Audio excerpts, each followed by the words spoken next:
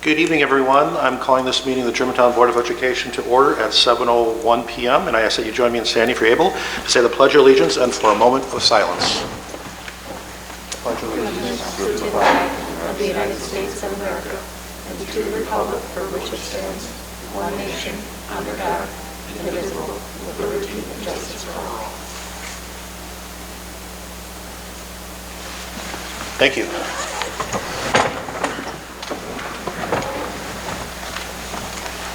And maybe I should have started the meeting because our superintendent's not here to give the official meeting notification.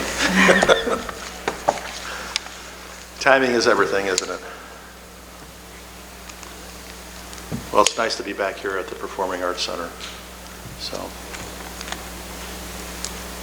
hey, Brett, we started the meeting already. I know.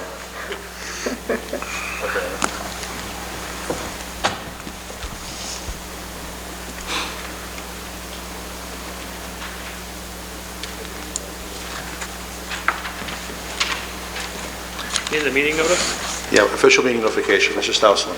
Thank you. Yes, public notice of all meetings has been given by communication from the superintendent's office to the public, to those news media who have requested such notices, and to the Milwaukee Journal-Sentinel, Northwest Now, Express News, and West Bend Daily News. Public notice has also been posted in schools throughout the district on the gsdwi.org website, as well as cable access channel 96. Thank you. Roll call, Mr. Barney. Soderberg. Here. Medved. Loth. Here. Borden. Here. Myself, Barney's here. Reineman. Here. Larson. Here. Okay, item 2, approval of the agenda with one minor change, scratching item 9. There's no update, so there's no reason to go into closed session tonight. Move to approve the agenda as discussed with the modification. Second. Discussion? No discussion. All those in favor, please say aye. Aye. Opposed? That motion carries. Item 3, citizen comments. We have one gentleman, Scott Helfley. Please come forward.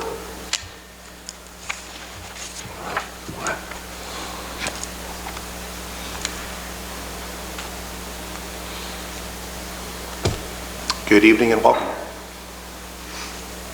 Thank you for the time. I don't have much questions. I know you guys think I'm the numbers guy, but I wasn't here at the last meeting. I know the virtual academy was discussed, and we're looking to get a grant to look into that. The only suggestion I would have is we need to continue, in my opinion, we need to continue surveying the parents, because I think we're kind of at the peak of virtual. I don't know. But I mean, it's up higher than it was before. So if we're trying to get kids to come back to school and we do succeed with that, I don't know that the virtual academy is going to get the numbers we think. But of course, I'll wait and see. Because there's a chance we would be shifting our own students to this model if they figure it delivers better curriculum, and then we're not really getting new revenue. We're just kind of shifting the revenue around. We're not bringing in new revenue. So, I'll wait and see. And when we do that, I personally like to see a cost-benefit analysis when we have better numbers towards the end of the planning session to see, to see how it all works, what we think we can do with that. But, it sounds intriguing. I think we go forward and see how it goes. So my real purpose tonight is a couple bullet points, non-budget related. And I was thinking about this as I look over my notes from the various meetings I've been to is, me personally, I think I'm trying to become educated about what's going on here and learning about it, and it's been a learning curve. I hear discussion at board meetings here and there about a stakeholders committee and an owners committee. I don't even know who's on those committees. I'm assuming it's composed of all of you, maybe district staff, admin, I don't know. But my question is, are there any community members on these committees? Because my opinion is that I feel like I'm a stakeholder. If I live in Germantown and pay taxes, am I a stakeholder? Am I an owner? Now, both my kids went through the school district. They both graduated. They both did well. We're an excellent district. We know that. But who are the stakeholders?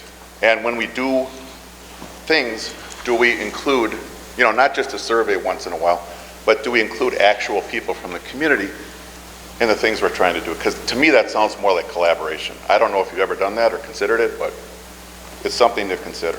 My next comment is related to Mr. Stousland, which he's mentioned he's been on calls with other superintendents, which I think is awesome, okay?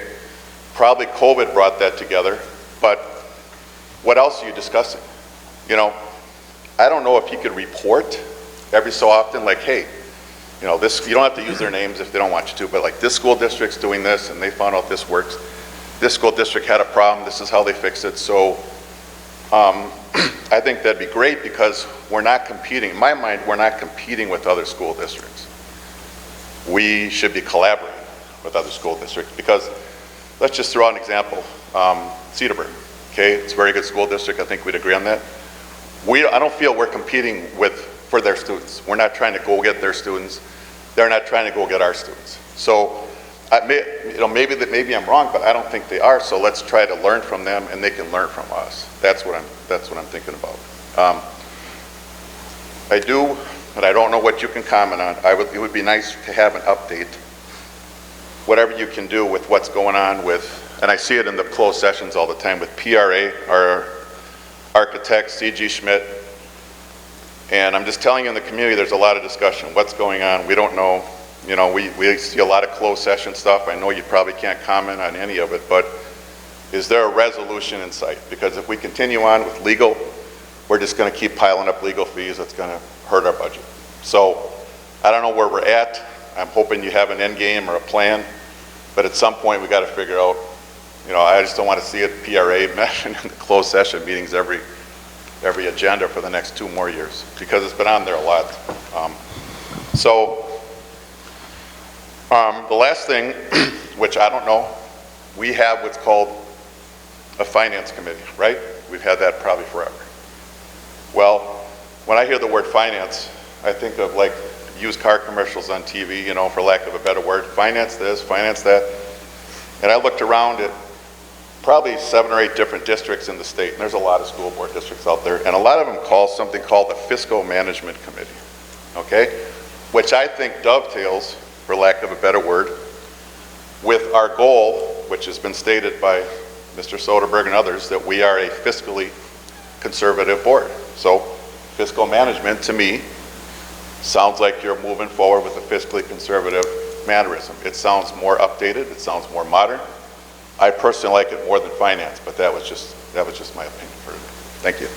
Before you leave, your comment relative to stakeholders committee and owners committee. I could comment on the owners committee, but stakeholders committee, where's that coming from? Well, I heard it mentioned in a board meeting. I don't know how it's been brought up by you and other members of the board. I don't know what that means, the stakeholders committee. You know, I feel like I've heard it said in a board meeting. It doesn't matter.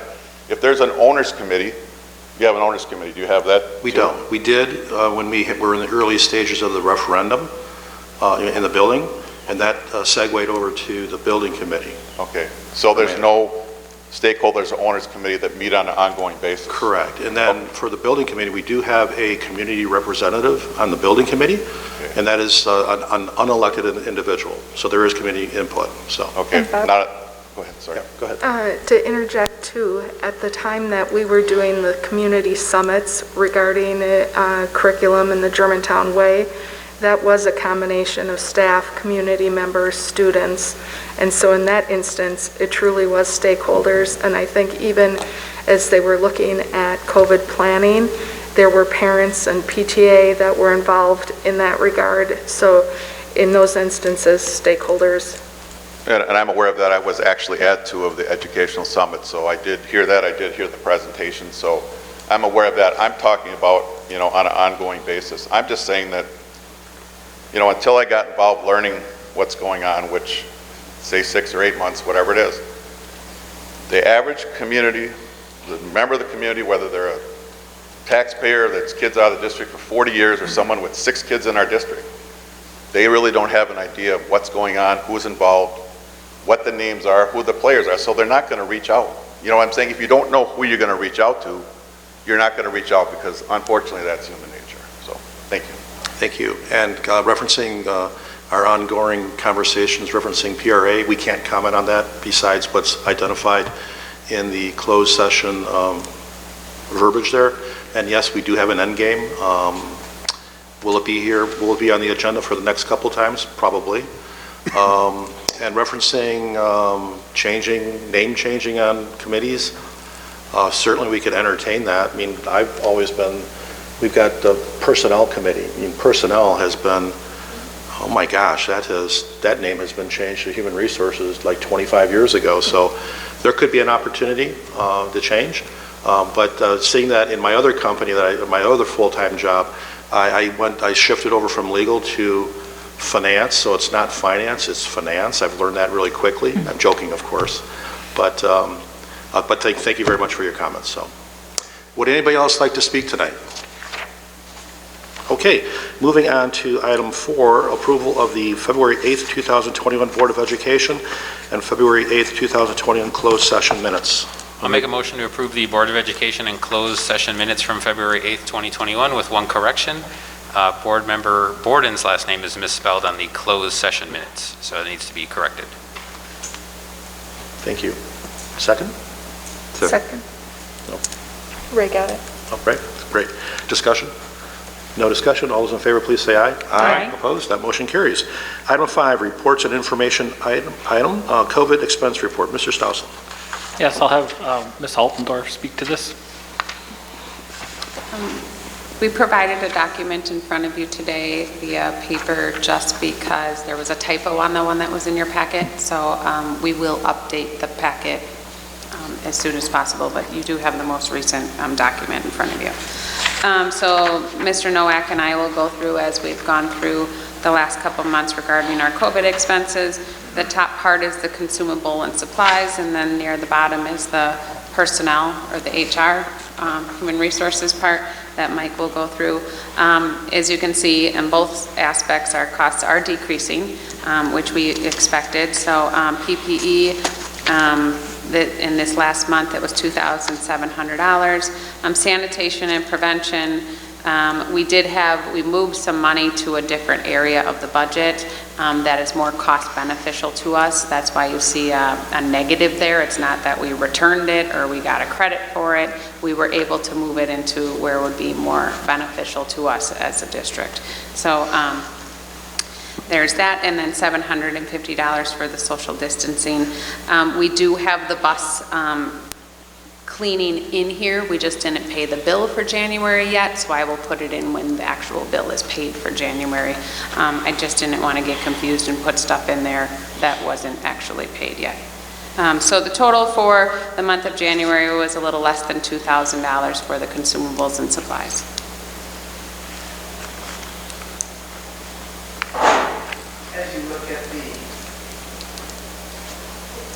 As you look at the bottom section, the sheet that you received, you'll see the amount of $1,210. That's the correction. In all of the areas, you'll note that there is a decrease that's occurring. There's a couple things that play there.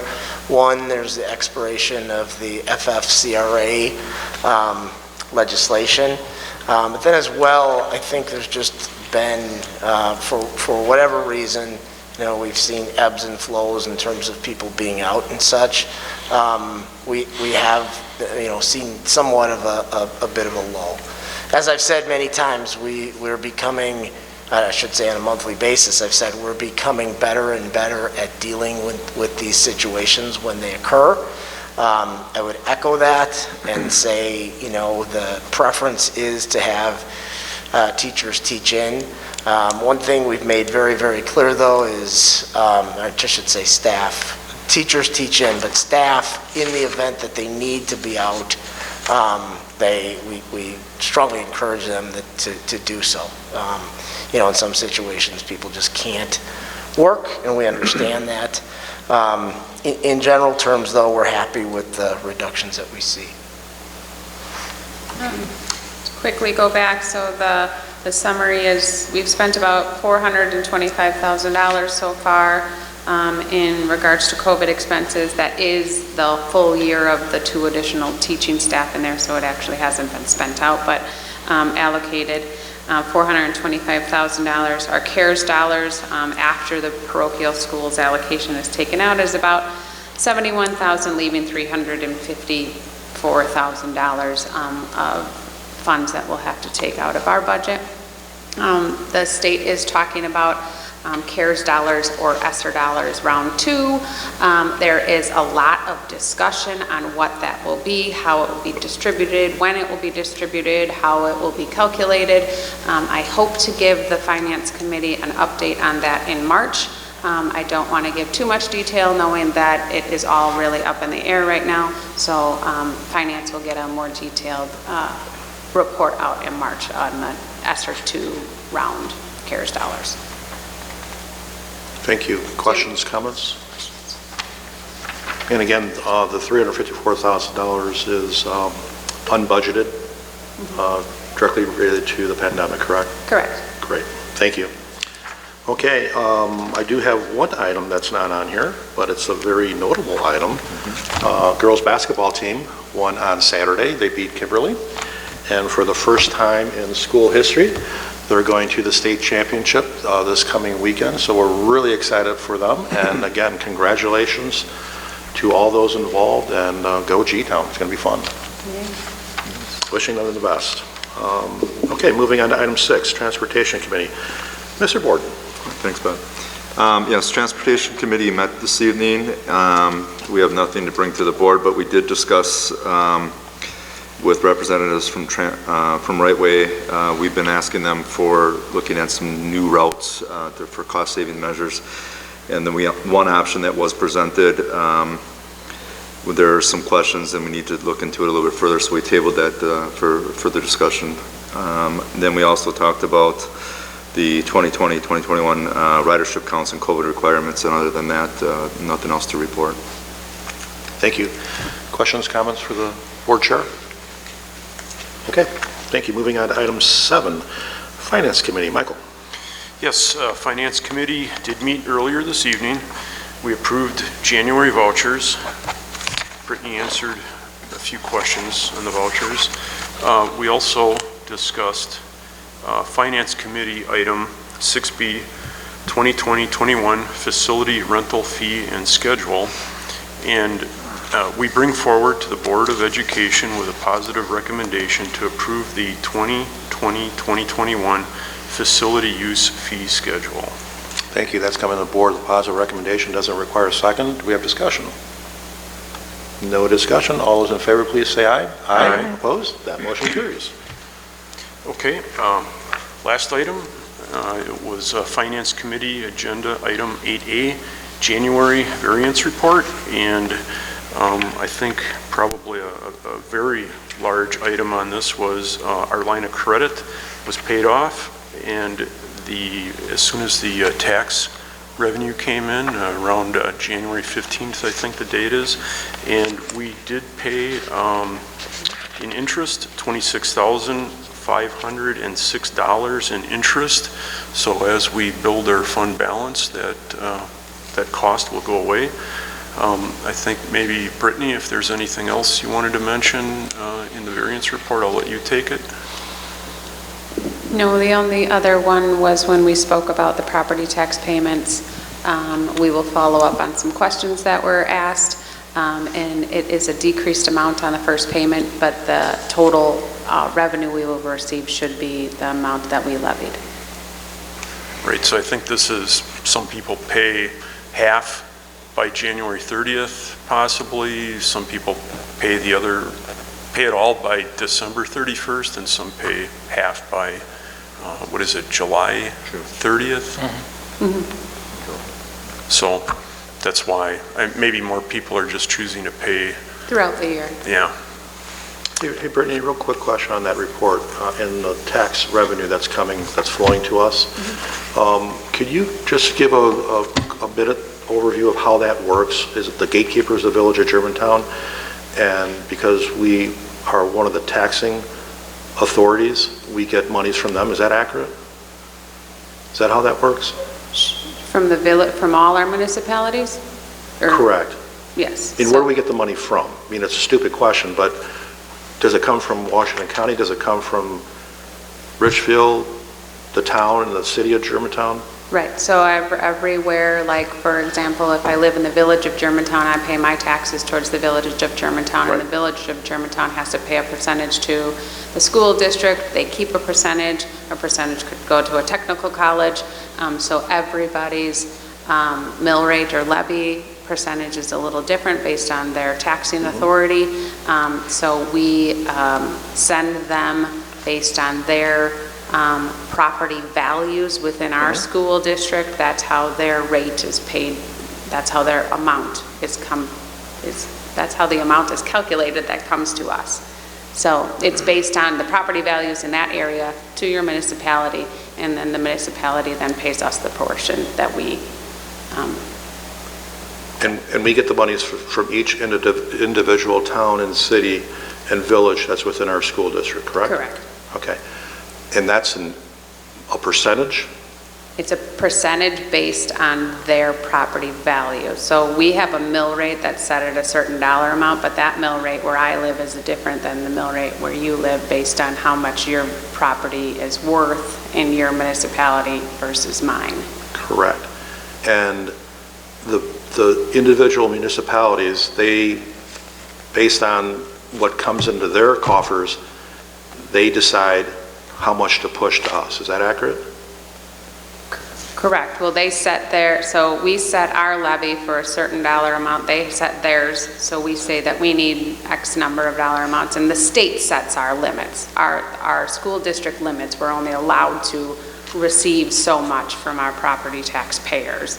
The city, I don't know how theirs are not, the city, the village, the town, I don't know how theirs are set, but if there was a road that they needed to fix, they set theirs a separate way than ours, but ours is set in a certain percentage is given to each municipality, not set by us. Understood. And then we have, for this variance report, we have a gap of $3 million? $3 million. Okay.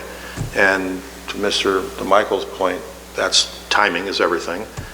Now, we would expect that when? So you get 4 tax payments a year. You should get another one in, I believe, in April. Right. And you're going to do some research in terms of how much of the taxpayers are going to go into default? Correct. So if the taxpayers go into default, that doesn't affect this year. It will affect next year in what's called the property tax chargeback. So if the municipalities don't get it, they will come back to us and say, hey, we didn't get it. We want our money back from you.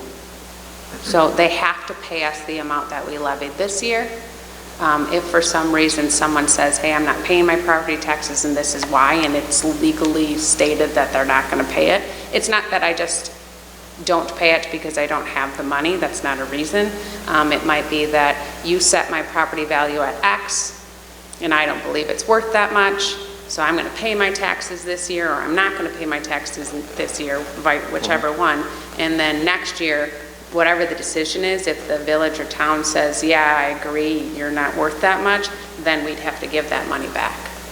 Got it. That doesn't happen often. It's not, though, that I'm just not paying. Got it. The municipality will still have to pay us that. And one final comment, of the $3 million that is still due for us, would it be would it be added value to identify from a timing standpoint, from forecasting on when we could expect to see that revenue coming in? It could. Right now, because we're getting state aid as well as property taxes, we won't have a shortfall in our fund balance, because the next shortfall, if we did have one, would be in June. So we should see those the money. Our actual last property tax payment isn't until August, but you credit it back to June. So we could see an issue more towards the end of the year if a lot of our money's coming in the August payment. Okay. I don't know if the municipalities will know that or not, though. I don't know if you have to send in, I'm going to make mine 4 payments too. I don't know how that works. I just pay mine. Cool. All right. Thank you. Thank you, Mike. You're welcome. And that's all we have from Thank finance. you. Any questions for Mike? All right. Moving on to item 8, new business, discussion and action to approve donations. Yes, I would ask the board to approve a donation of $5,000 from the GHS Booster Club to the GHS girls softball team for dugouts, and also approve a donation of $6,000 from the GHS Booster Club for the GHS Palm Team mirrors, as well as accept a grant in the amount of $1,000 from the Collision Repair Education Foundation to the GHS Tech Ed Department, which was requested by John Stakoviak. Thank you. Entertain a motion. Move to thank the donors for their generosity and approve the donations as presented. Second. Discussion? No discussion. All those in favor, please say aye. Aye. Opposed?